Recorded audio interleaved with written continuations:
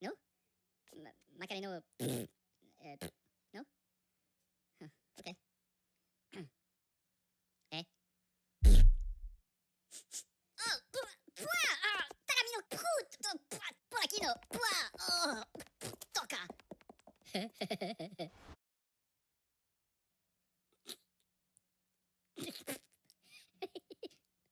Eh? Aspetta, aspetta.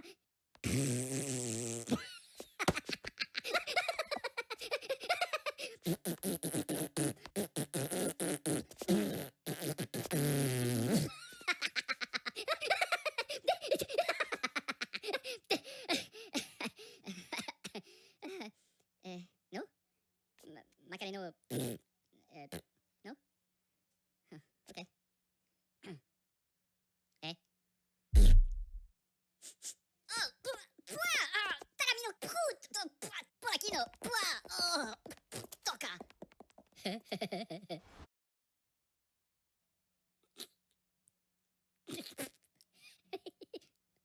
Eh?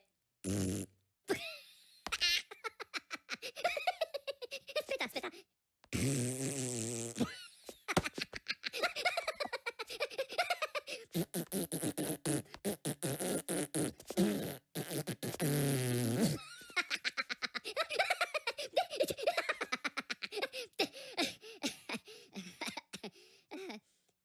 No? Macarena. No? Huh, okay. Eh? Oh, tagamino, polakino, oh, toca.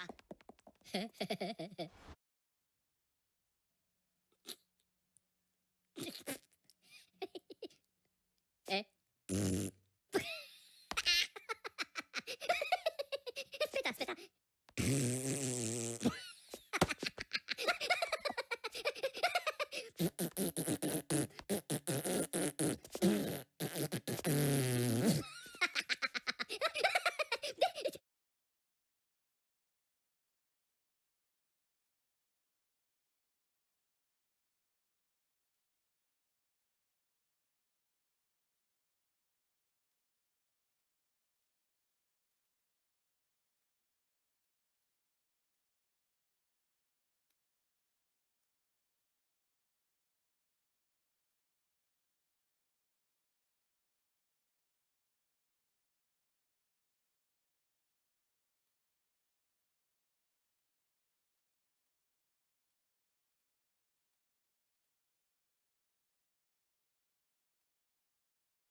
Another minute, guys.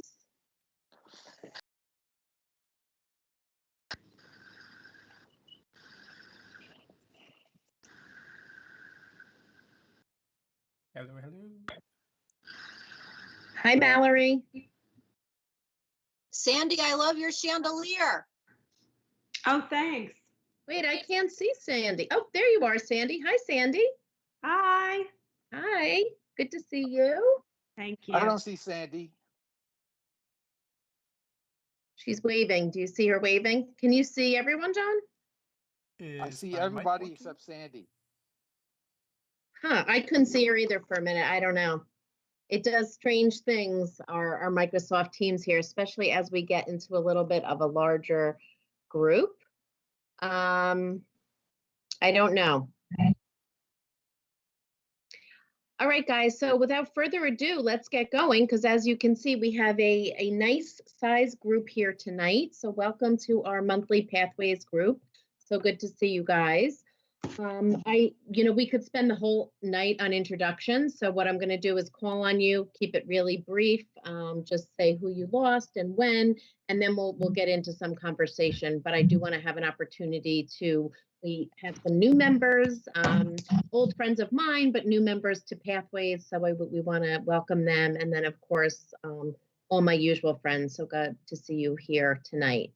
I'm going to remind you to just stay muted, especially with, a decent amount of people. Sometimes it gets a little distorted. So just please stay muted. But what I'm going to do is I'm going to call on you just to introduce yourself as we get going tonight. Okay. So Hal, you're in my top left corner. I'm going to start with you. Okay, I'm Hal. I lost my mother a couple of years ago, and after taking care of her for many years with Alzheimer's, dementia, and many other things. Good to see you, Hal. Thank you. Hi, Sandy. You want to introduce yourself? Hi, I'm Sandy. I lost my boyfriend last February, and here I am. Glad you're here, Sandy. Hi, Cindy. Hi, I'm Cindy. I lost my dad 2 years ago, yesterday actually. That's why I'm here. Thank you. Glad you're here. Hi, John. Hi, Carly. I lost my mother in December in 2019 after a brief illness. Glad you got on, John. Me too. Thanks, Carly. Hi, Tim.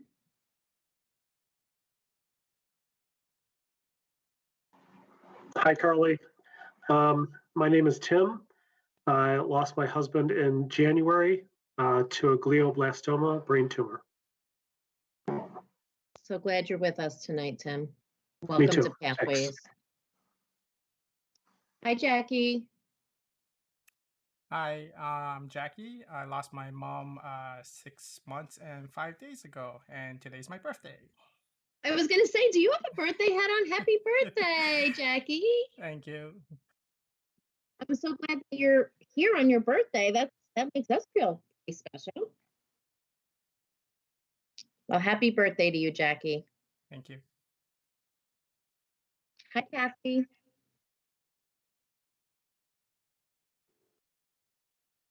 Hi, I'm Kathy, and I lost my husband. It will be a year at the end of this month. May 26th will be a year, and that's why I'm here. Welcome to Pathways, Kathy. Thank you. Barbara. Hi, I'm Barbara. I lost my husband in December 2019 to glioblastoma after only 3 months. Hi, Susan. Hi, everybody. I'm Susan, and I lost my mom. It will be 1 year on May 26th. This is second date, and she's the third person in this group that died of a glioblastoma. I had her for 41 days after diagnosis. Good to see you tonight, Susan. Hi, Joe. Hey, how are you? I'm Joe. I lost my wife in December, just a couple days after Christmas, December 28th, from metastatic breast cancer and aggressive cancer. Welcome to Pathways, Joe. Thank you. Carol? You with Hi. us? Yeah. Hi, Carol. Hi, I'm Carol, and I lost my husband a year and a half ago. I'm glad you're on tonight, Carol. Thank you. Missed that time last month. Missed that email totally. Oh, well, you're here this month, so I know, I'm glad. it happens. It I'm happens. glad to be here. Thank you. So glad to have you back with us. Mallory. My name is Mallory. I lost my mom 6 months ago yesterday to melanoma on her organs, and she battled off and on for 3.5 years. Welcome to Pathways, Mallory. Thank you. So I think everyone had an opportunity to introduce themselves. Did I miss anybody? Okay, sometimes the screen plays a little trick on me. So welcome, everybody. Good to see you here. I wanted to share this article or parts of this article that I came across. It says, "Will we make room for grief in the new normal?" And I decided to share this article with the groups because I'm hearing a lot from people who are grieving right now, a lot of different ambivalence and feelings coming up with the progress and the, I guess, the slowdown of the pandemic and what that sort of means for people who are grieving, who've sort of been suspended over this last year. So I'm just going to read parts of this. It starts off, this person, this who wrote this, her name's Eleanor Haley. She lives across from the school. And she's talking about how the school was always bustling and it actually used to annoy her trying to pull out of her driveway until all of a sudden last March, everything stopped. And she realized how much she missed that hustle and bustle and, you know, what that signified, the end of it. But then this morning she looks out the window and everything has restarted. So she's talking about that. At that moment, I realized an overwhelmingly wave of emotion and uncertainty. On the one hand, the familiarity of the school day ritual brought me an immense sense of relief. I didn't realize how much I missed the sound of business as usual. On the other hand, I cautioned myself not to assume anything is normal. The motions may look similar, but so much has changed. Grieving people know this feeling all too well. They know what it's like to long for the comfort of familiar things, only to find and feel that those things have completely changed and are no longer settling. And they understand the paradox of longing to feel better again, but fearing the day it will happen and its implications. Will they be expected to be the same, even though they will never be the same again? Will their grief be forgotten? And just as importantly, will their loved ones be remembered? I don't begrudge anyone feeling ready to put this year behind them. I'm right there with them most of the time, like a racehorse waiting to bolt out of the start of a gate. But sometimes I'm not, like this morning, while staring out my window, a part of me wished for my silent street back and everything it represented. The silence signified to me that something world-changing was happening and that it was time to stop what we were doing, care for ourselves and care for each other and bear witness. Something is printing in my office. I'm so sorry that I tried to print out like 2 hours ago. It's just spitting it out now. So I apologize for that if you can hear that. I don't know why that's doing that, but we need to remember that although things may look close, sorry about that. We need to remember that although things may look closer to fine in general, many people are not fine at all. We've amassed so much grief, and grief takes time. It doesn't disappear with the change of a season or a change of circumstance. And it's okay to not be fine, even if it seems the world is moving on at times. Grieving people get thrust back into day-to-day life far before they are ready, which will be true once again. But that's okay if psychologically you're someone who needs to take your time with the whole moving forward future and new normal thing. There's room to celebrate the hope and the promise that many of us feel. The rebirth of spring is peeking through the frozen ground. The vaccines will save lives, and many of the barriers to connecting, coping, working, and living will be gone in time.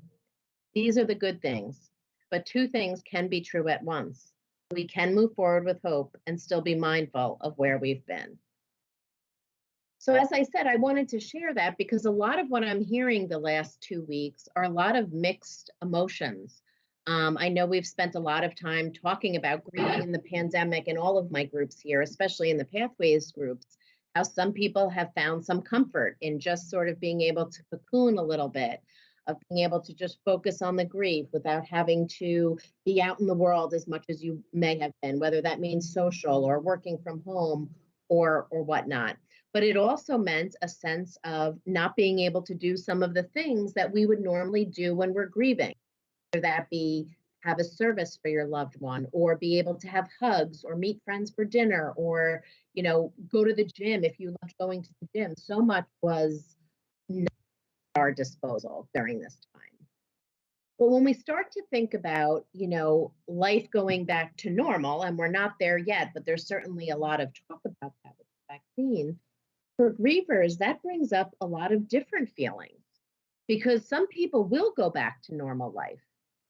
But people who have had a profound loss, their normal is not going to be the same, right? So that right now, the world feels like they're collectively grieving. Everyone's in a weird, awkward space that sort of is similar to grief, you know, and many parts of it is grief. But those people will be returning back to a normal. And there's a lot of feeling of anxiety coming up for people who are grieving about, oh my gosh, my normal is not going to be there for me. What's that going to be like when everyone can go back out and do normal things and my life looks so different? So that's why I wanted to share that. And of course, I want to just open it up to you guys to share anything that's coming up for you this evening. You do have to stay muted. I know that's a pain in the butt, but we'll work around it. So just if you want to just raise your hands and unmute, we'll go that way. And certainly if you want to comment on something, you can just unmute and speak.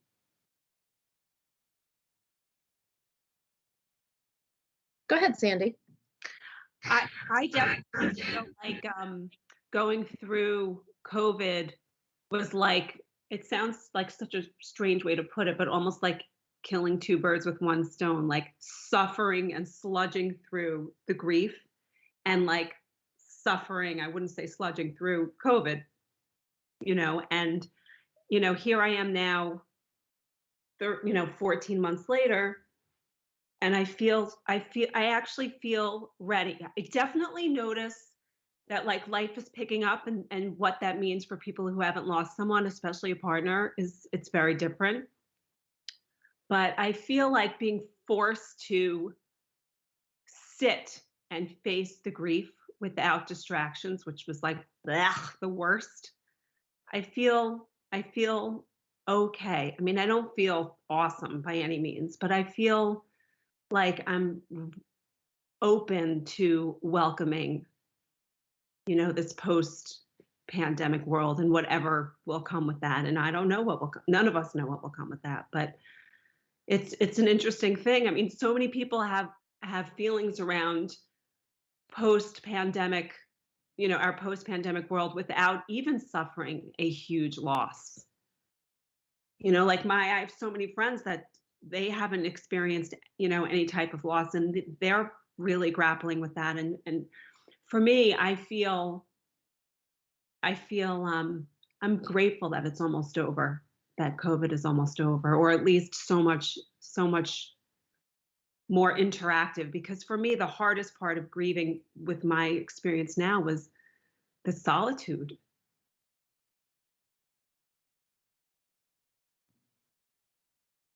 So thank you, Sandy. Thank you.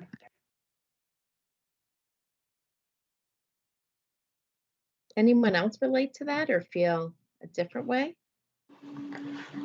Carly, this is Tim. Hi, Tim.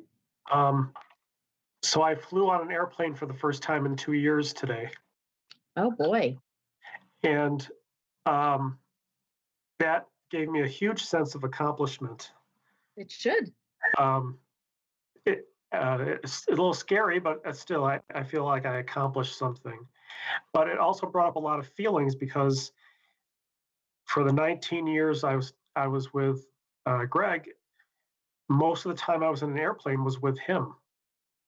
And it didn't really occur to me until I was up in the air, and I was, he wasn't there next to me.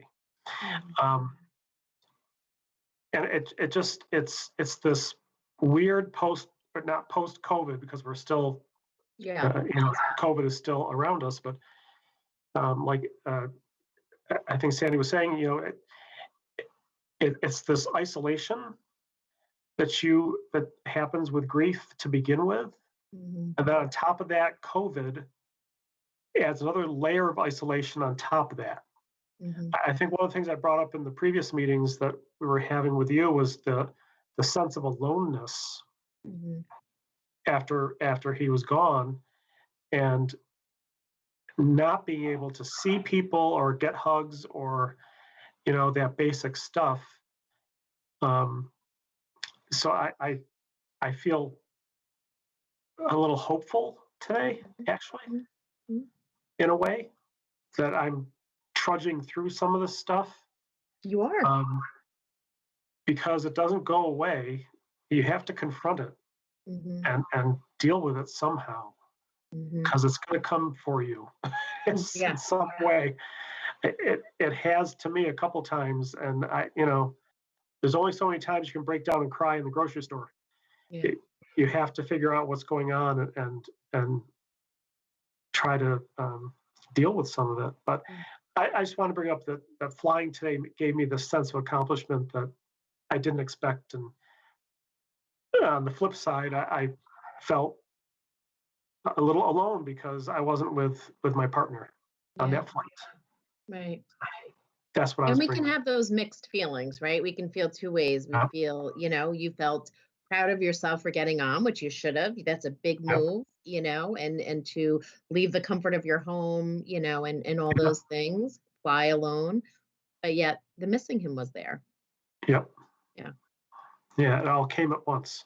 Yeah, right. So that's what I wanted to bring up. I'm glad you did. Thank you for sharing, Tim. Thanks.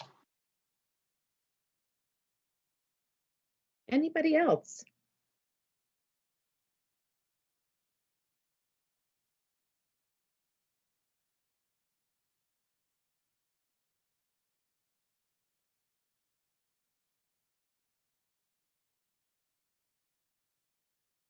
No one has any thoughts. I find that very hard to believe. I have thoughts. Share them. Well, I mean, I think I've said this before. I have very mixed feelings about it. I was thankful to hide in my apartment. And I'm nervous about trying to have this, quote unquote normal life. I'm nervous. My dad was always like the person that made me feel safe in the world, and I don't have that anymore. Mm-hmm. And, and I've always had a lot of anxiety, and I've had, panic attacks and a lot of anxiety about being out, like in restaurants and stuff like that. But, like I said, my dad always made me feel like safe, and, it's just, that's gone. And, but at the same time, the beginning of this pandemic, the isolation was brutal because, I went from, living in my parents' house with both my parents and to just being alone in my apartment. And, it was brutal. It was such a, frying pan into the fire. Like, it was just like, I was already like, oh my God, I'm going to have to go live by myself. And then it was like, nope, you're really going to have to live by yourself. Like, really, really alone. Mm-hmm. So I don't know. I just have, like I said, I just have very mixed feelings about it. Yeah. Thanks. Thanks for sharing, Cindy. I got a comment, Carly. Sure, John. Like Tim, the last time that I flew on a plane was to coming back from getting everything organized at my mother's house after she passed away. And the time before that was when I went up to be with her. And so I'm really aware of triggers, and it's really challenging to me because I hear triggers. I hear it in music. I hear it when I go grocery shopping. When I'm talking to my friends, whatever. So I'm just constantly aware of triggers, and the triggers sometimes are good. I mean, they're not necessarily bad, but like Tim said, I understood him to say that he felt a sense of accomplishment, and so do I. I mean, my mother used to wear a perfume, and when I really miss her, I got the perfume at home, and I just take a whiff of that, and it kind of brings back really good memories. So the triggers can be really bittersweet. They could be good and they can be bad, and the key for me is just to be aware of them, because if I'm not aware of them, they could bite you in the butt. Very true. That's the scientific term for that, by the way. That's right. Thank you. But I think you're right. Those triggers, they can be difficult, but they could also be moments to connect with our loved one, right? To think about them, to cherish a memory, to be present with them and connect with them in that moment of time. Good point, John. Anybody else?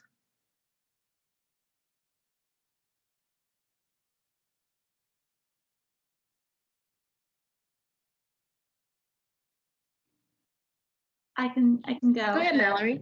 So I didn't see it like when, when the world kind of all stopped last March 13th or a year ago, March, like the benefit that COVID would be, because my whole life changed. Like where I was living changed, my work changed, like everyone else, like everything just changed. And my sister no longer had her nanny coming because it was just an extra person. My mom was on chemo meds. We wanted to make sure, we were doing what we could to make sure my mom didn't get COVID, because we knew that it would maybe rush, like her life expectancy. So we spent 14 months living down the shore together, and or not 14 months, so 14 weeks of my remainder of the school year living down the shore together. My mom babysat my niece from 9 to 5 every day, and it was just like surrounded by family, and I wasn't used to that. Like I hadn't lived with my sister since she was 18. Like I had to adjust to being back fully with them. So when it was happening, some days I was like, all right, this just needs to end. Like I need to go back to my work. I need to go home and just see my friends. But now I realize what a benefit that part of COVID was. Like I spent so much time with my mom. My mom had an amazing spring and summer. So looking back on it, even though some days I complained, it was a benefit that we could all spend that time together. And, I am nervous about what the normal will look like without my mom, because I spent a lot of time with my mom, and I would, come home on a Friday after work, and instead of going to make plans to go out with my friends, I would just sit home and watch TV with my mom. And I was fine with that. And that's what I would do. So I'm nervous about what my normal will look like once what my new normal will look like. Will I want to go out those Friday and Saturday nights, or will I want to stay home and hang out with my dad, or, do something else? And, especially the summer when we have 4 houses in the same area. Well, that was my mom's favorite part, because you're surrounded by family. Am I going to feel like I'm a stranger to the beach this summer because she's not there? Or am I just going to fully embrace and enjoy the time with my family like my mom would? So those kinds of things, I'm just I'm worried about what that will look like once I can start to do the things I would do when my mom was there. And on a side note, because I know what Sunday is, and I don't like to say the day right now, so I'm just gonna, I was at Trader Joe's today, and my mom would always buy the bouquets of flowers at Trader Joe's, the roses, because they were fairly priced and they last a long time. So I bought myself 2 bouquets of flowers in honor of my mom today. So that was Good. a victory. That's beautiful. Absolutely, Mallory. I love that idea. Good for you. Thank you. And I think worrying about that normal is what I'm hearing a lot. What is that when we go back to, those quote unquote life goes back to normal? What's that going to be like? So I can understand those feelings for sure. Thank you for sharing with us. Mallory, hi.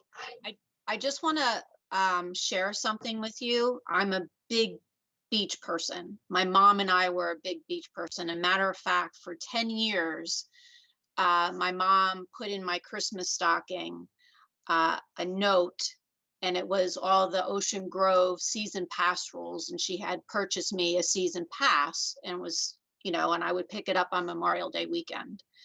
So my mom and I were big beach fans year round, Florida and Jersey Shore.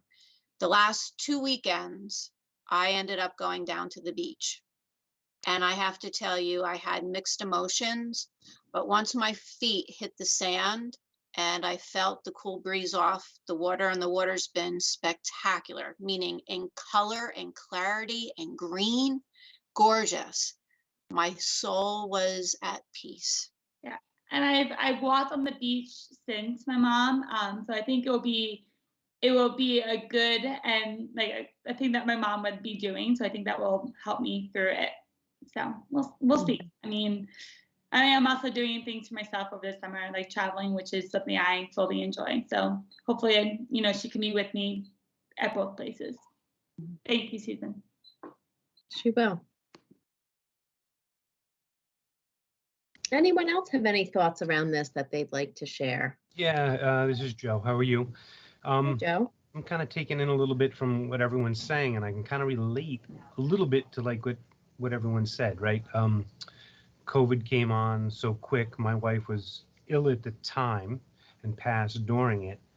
And in a way, COVID COVID kind of stole from us a little bit of therapeutic therapy for us. Like Tim mentioned, you couldn't really get hugs from people. I couldn't really go see friends. I couldn't do all those things.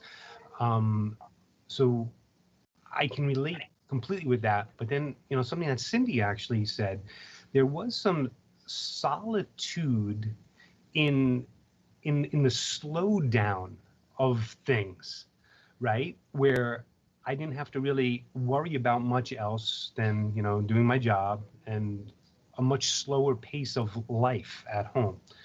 And now that's kind of ramping up a little bit, right? And here I am, I've got a lot of friends. Most of my friends are partnered up, right?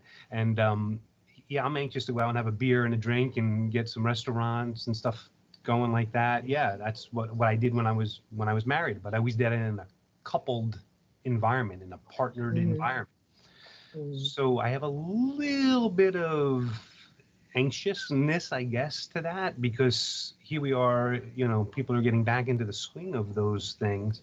And well, here's Joe, the third wheel, the fifth wheel, or whatever, or even am I even going to make the invite on the text list? I don't know.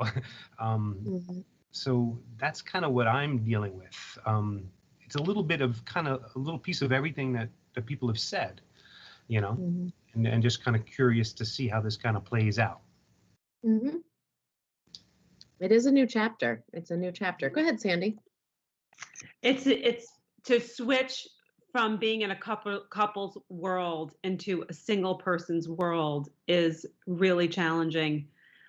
I mean, and it happens with death. It also happens with divorce and other things. And it's really, really hard. I'm divorced. And then also I had my boyfriend for 7 years and then he died.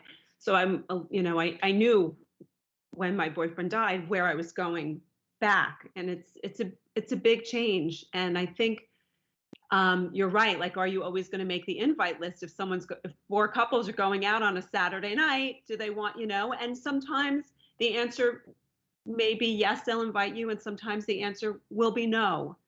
And I think that that's something that we, widowed, have to kind of acknowledge and try to understand it. It doesn't mean that you're not friends with them, but it is a different dynamic when there are couples, and it's a big change. And I find to, reach out to other people that are single or widowed or divorced, whatever it may be. And because it is unfortunately, it's a different world coupled with the grief and, and your loss. It's a big change. And Carol, did you want to say something? No, I would echo what everyone is saying, that I had a few months when my husband first died of, we were out, it wasn't COVID. But now, as I see it, I've been out and about now. My inner group we're all vaccinated.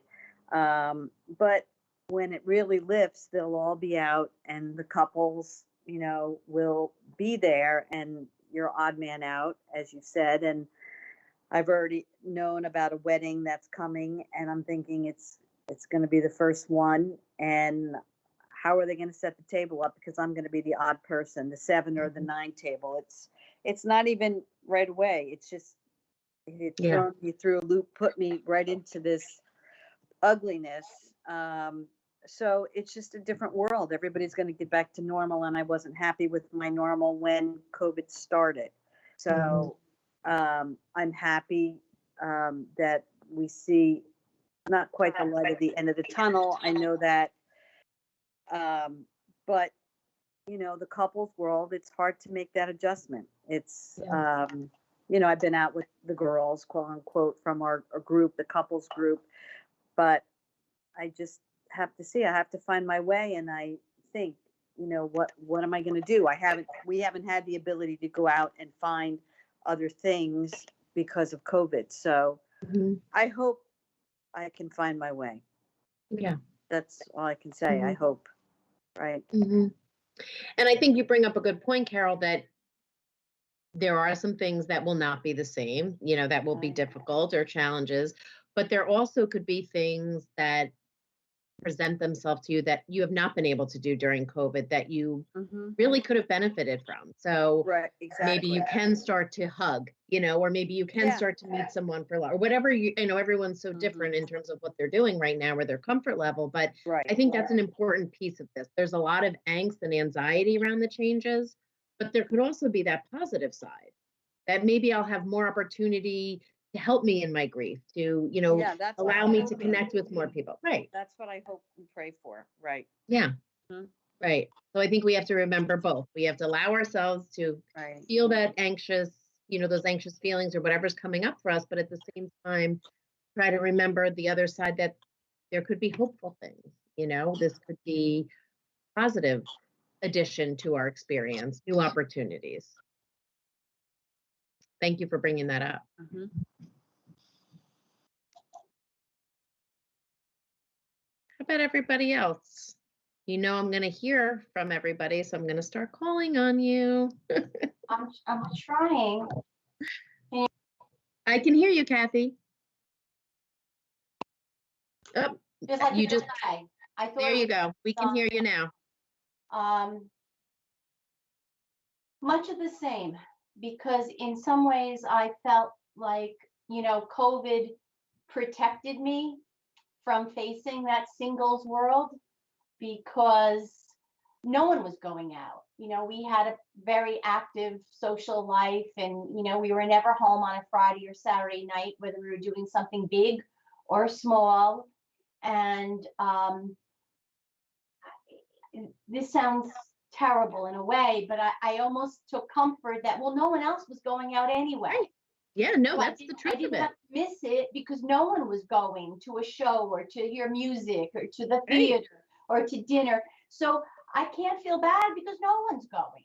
But Absolutely. now as everyone is going, or much more than they were 6 months ago, that really then makes you really confront the fact that all the things that have been stated. You are not a couple. You are not part of the couple's world. You don't know where you will fit in. We can have wonderful friends, but it's different. It's different. And Sandy, I can connect to what you said because I was married very young and then divorced. And then I was married to Brian for almost 20 years. So I've been through this once before in my life, like doing it on my own. And I have told the other people I was in the group with that I felt Brian was a miracle that came along because I had really kind of come to grips with, okay, I'll just be singular and that's okay.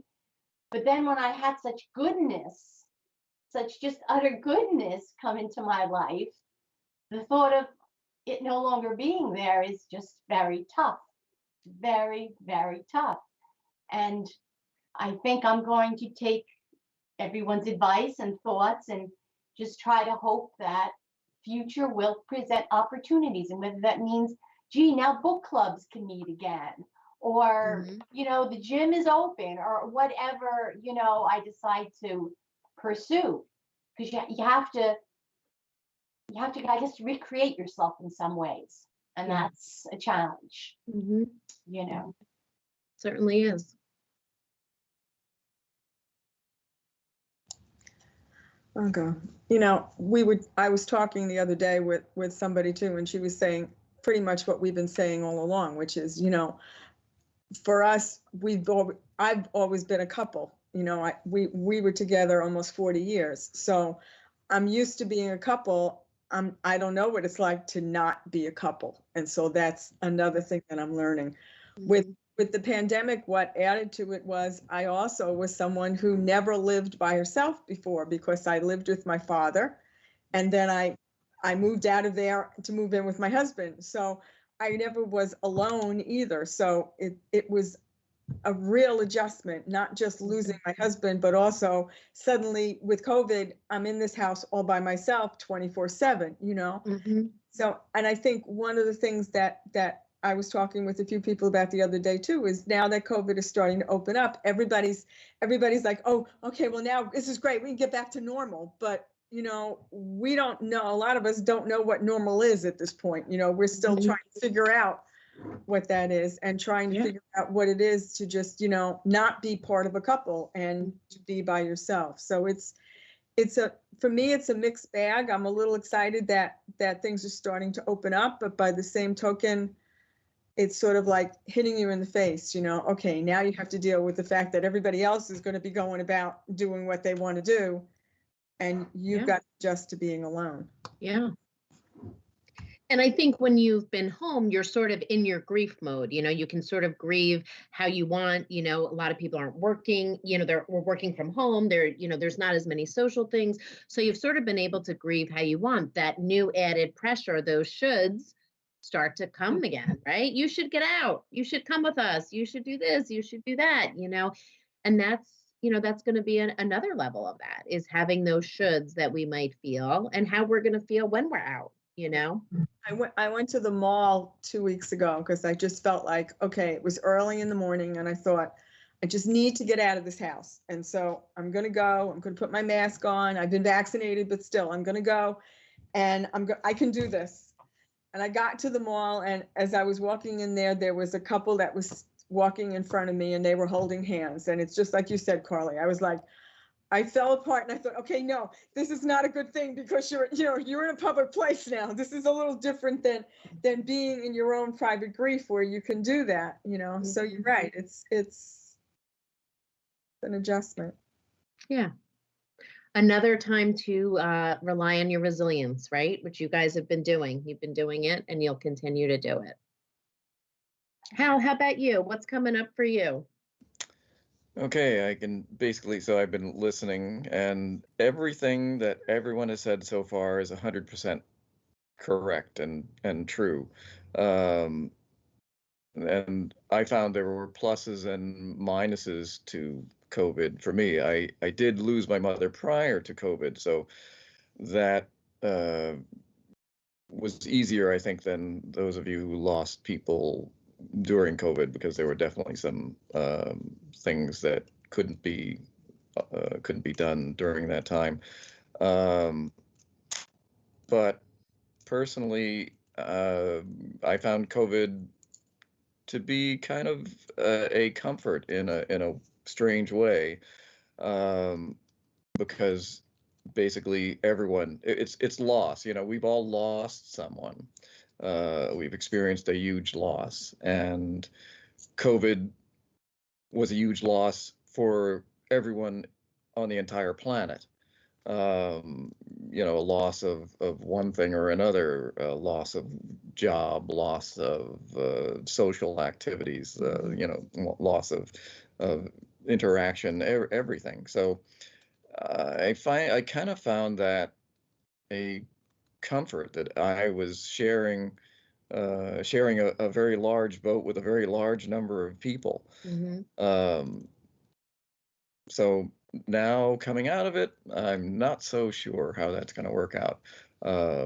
It is good, and I would recommend to everyone to definitely try and force yourself to go out and do normal things. Even though normal, no one really knows what normal is anymore, but to get out and do some of the things that you like to do previously. Going to the beach is a great thing. Haven't done that yet, but it's something that I'm going to try. So I just say, just get out and try something. And if you have a choice, try and force yourself to do that and get out and try and do normal things.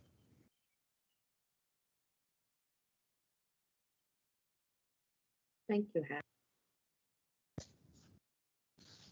How about you, Susan? Hi, everybody. I'm a mixed bag too. Regarding the pandemic, I feel like it was a blessing, and it was also the hardest bitch ever. I now have distance where I can look back and realize that it allowed me to provide my mother a beautiful and peaceful transition. As hard as it was, it's the hardest walk of my life. But the gift that I was able to provide to her and just fill her up with so much love, I'm grateful for that because it helps to fill me up. I'm worried about, I'm excited about things opening up, but I'm really worried that it's going to get screwed up somehow. And so I'm cautiously optimistic, even though I have my vaccines, both of them. I'm past my 2 weeks. I wear my mask. I sanitize everything at work and, keep a clean home and my hand sanitizer with me.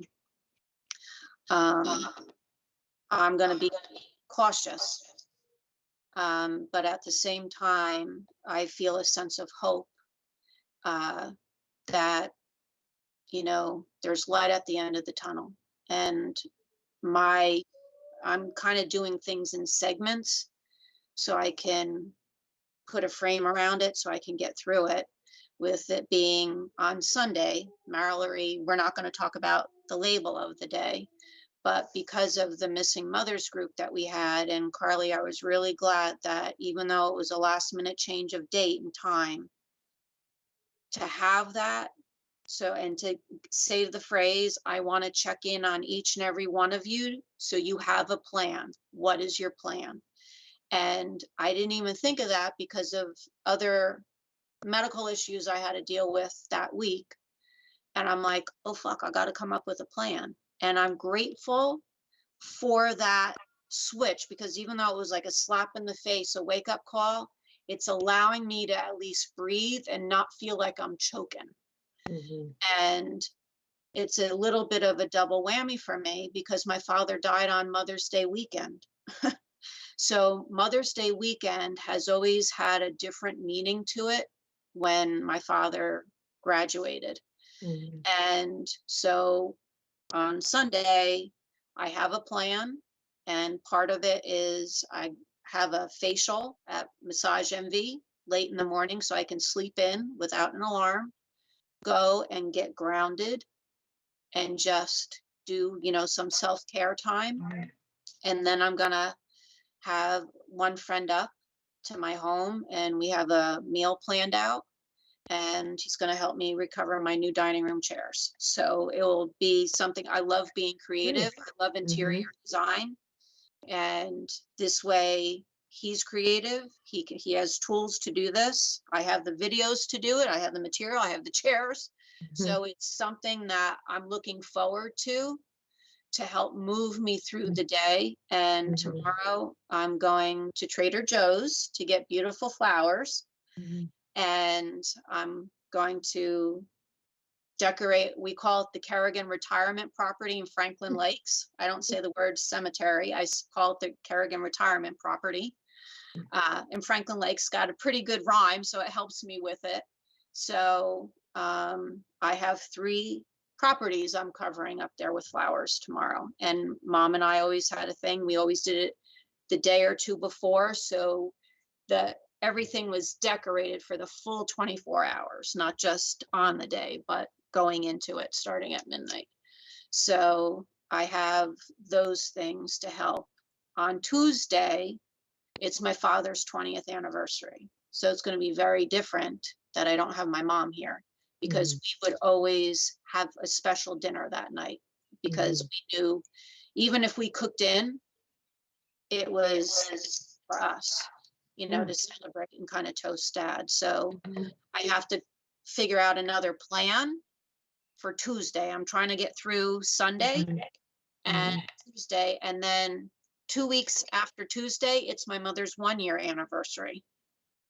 So I have to come up with another plan. And the night of remembrance is the night prior to my mom's anniversary. So it's a blessing because it's going to be a celebration and one that I haven't been able to have because of COVID. And my other issue or angst is I want to have a mass for my mom and I want to have a beautiful repast, but I'm not at the point emotionally that I can do that yet. And also with COVID opening up, but also, are we going to have some type of shutdown? Because how things have gone in the past, you open up, you shut down, you open up, you shut down. I'm not going to be able to handle that with a celebration of life for my mom. I'm going to need to do it once, and I need to do it well, and I want it to be beautiful. Yeah, So because you've been waiting, Yeah. you've been waiting to do this. So I've made the decision, I'm going to wait probably to after summer from the Missing Moms group, as we kind of had talked about, and that gave me peace that it's okay. Even though her ceremony a year ago was limited to 10 people, it was beautiful. It was intimate. And I'm grateful for that. So I'm learning to make plans to help pull me through instead of sitting down in the goo. I'm feeling it, but I'm doing things that also bring me peace and joy. Such as trying to redecorate my dining chairs. So little That's good. I think sometimes the worry about the day or an event is worse than the actual day. We put so much into it. How am I going to get through it? How am I going to handle it? What am I going to do? That when you get to the day, it actually ends up being not quite as bad as we build it up in our mind. But sometimes it is helpful to have a plan, right? To have something to do, a way that you think you're going to get through with it. It doesn't mean you can't bag the plan that morning or that you can't have an escape route or something else. But, taking it off your plate of like, okay, this is the plan that I have. I'm going to do my best with that. Sometimes it just takes a little pressure off. So I'm glad that that's working for you, Susan. Yeah, me too. Me too. Good. Really glad that we had the Missing Moms last week. Yeah. Thanks. I'm glad. Thank you for sharing that with us. Jackie, I think you are the last person I didn't get to check in with. What's coming up for you tonight? Nothing much. Not really celebrating the birthday today. As you guys know, I'm pretty sure all of you guys, the first birthday you have after passing, you don't really want to do anything.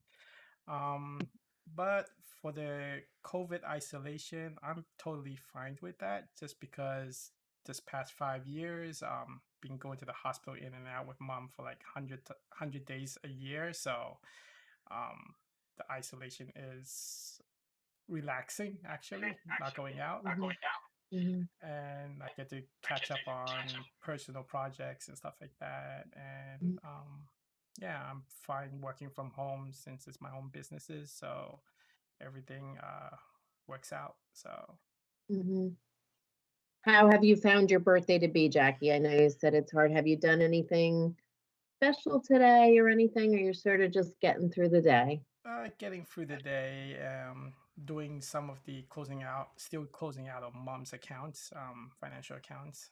Those take forever. I did light a candle, not a birthday candle, but a remembrance candle. Oh, beautiful. Yeah. Beautiful. Yeah. So, yeah, just keep it relaxing. Yep. Those special days are hard.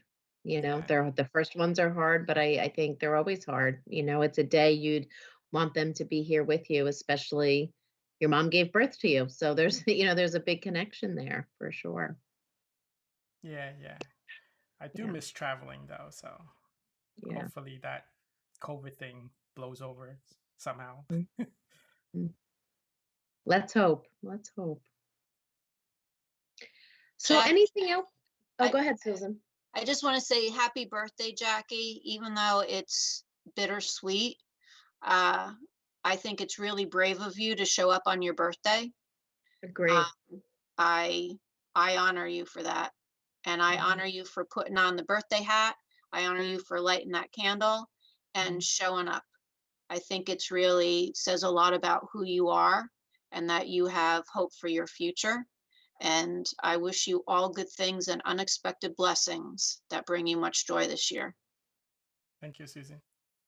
I agree. Beautiful, Susan. Very well said. We can always count on you for saying it just perfectly.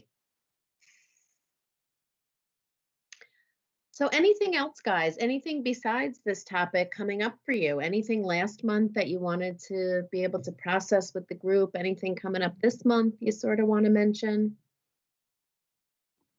I also wanted to touch on what Susan said too, because I also attended the Missing Mom session. And although I cried myself to sleep that night and most of the night afterwards because it brought up emotions I didn't want to discuss, but it was good I did. So we are having a plan. We're hoping the weather cooperates so we can spend some time outside and hang out on the beach and watch my niece run in the waves because she thinks it's summer. But we're hopeful that, we can do things that my mom would enjoy. And my niece is very excited because she's sleeping over at my house for the first time. And I gave my sister a Mother's Day gift that I will babysit Maddie so she can also try to enjoy herself with her husband. So I think, doing things that like just being around like my niece and with my sister are things that my mom would be doing that day. So even if I can't honor her by going outside and enjoying the sun, at least I'll be doing things that I know she would be doing that day as well. Absolutely. That's beautiful, Mallory.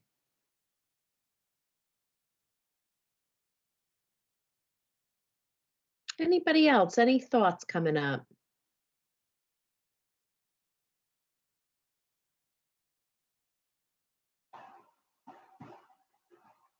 Carly, this is Tim. Just going back to the beginning of the meeting, I kind of feel like I'm trying to get through two new normals, or trying to figure out what two new normals are going to be after COVID, or when COVID gets better, and when my grief subsides. What it's like two separate. Right now, it feels like it's two separate things I'm trying to figure out. What those two new normals are going to be, and somehow I have to mesh them together. So it's not easy to do. I can't quite figure it out at this point. I know things are opening up, and like I said, I flew for the first time today and all that stuff, but I feel like there's two pathways right now that I'm on, and they're parallel to each other, and they haven't met each other yet somehow. That's a good way to describe it. And I don't know what that's going to be, and it's kind of scary. Yeah. To think, where I'll be in a month or 6 months or a year with both of those things. Yeah. So I'm trying to figure that out. Yeah. I mean, the unknown is scary, right? The unknown is scary.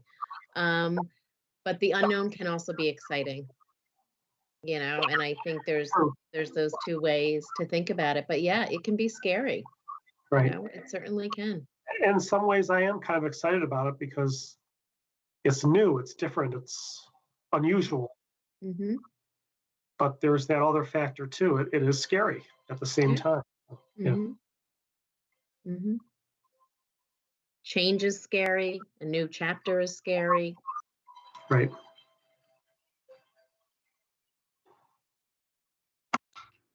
I can say something.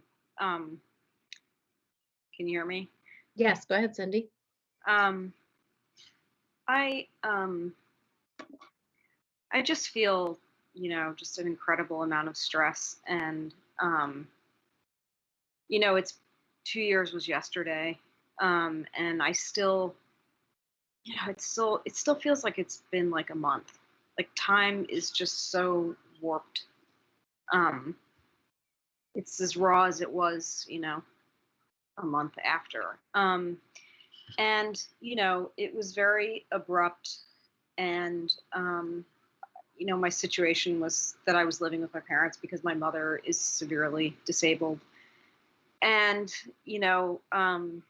my brothers took my mother to Florida, and, I'm in a war with them, and I'm, looking for work, trying to hold on to my apartment. It's just, it's just been, I'm still in survival mode. I mean, it's been 2 years and I'm still in survival mode.